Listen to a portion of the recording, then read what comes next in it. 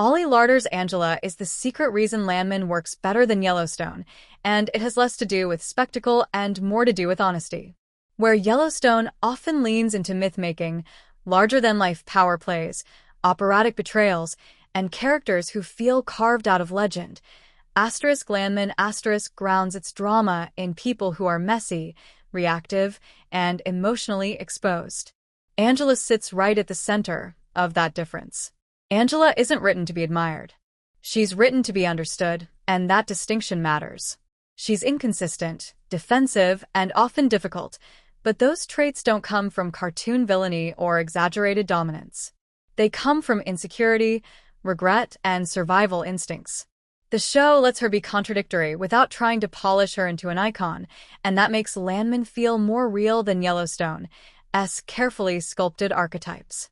Ollie Larter plays Angela with a kind of emotional transparency that Yellowstone rarely allows its characters. Angela doesn't control every room she walks into. Sometimes she loses. Sometimes she says the wrong thing. Sometimes she doubles down when she should retreat. Those moments of imperfection are exactly why she feels human.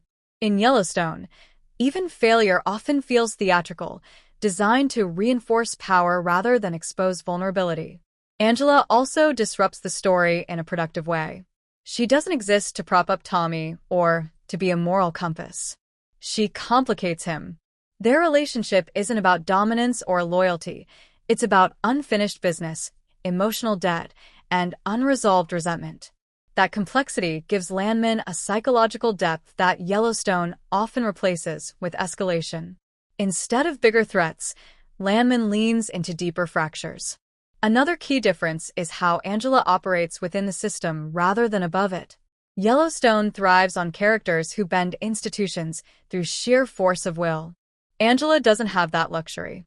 She navigates constraints, financial, emotional, social, and often makes flawed choices because her options are limited. That makes the stakes feel earned. When Angela causes damage, it feels like collateral from desperation, not spectacle for spectacle's sake. Angela also refuses to be easily categorized. She isn't the supportive partner, the antagonist, or the voice of reason. She shifts between those roles depending on circumstance, which mirrors how real people behave under pressure. Yellowstone often locks its characters into fixed identities. Once you're the villain or the hero, you stay there. Landman lets Angela evolve in real time, even when that evolution is uncomfortable. Her presence also sharpens the show's themes. Landman is about systems that exhaust people, not empires that glorify them. Angela embodies that exhaustion. She's not fighting to win, she's fighting not to lose herself. That's a quieter struggle than what Yellowstone offers, but it's also more relatable. It asks the audience to sit with emotional ambiguity instead of cheering for dominance. Ollie Larter's performance is crucial here. She resists the temptation to make Angela likable in a conventional sense. Instead, she makes her legible. You can track Angela's decisions emotionally even when you disagree with them. That kind of clarity builds trust between the show and its audience. Yellowstone often demands admiration first and understanding second. Landman flips that order. Most importantly, Angela exposes Tommy in ways no rival ever could.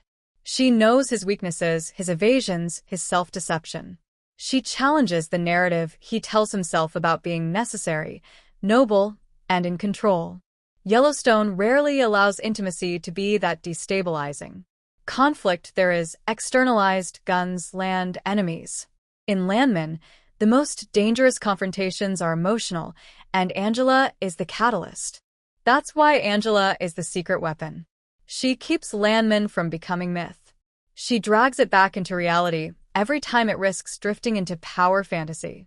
By centering a character who is flawed, unpredictable, and deeply human, Landman achieves something Yellowstone often avoids: emotional truth. And in a genre crowded with alpha figures and operatic rivalries, that honesty is what makes Landman feel sharper, braver, and ultimately better.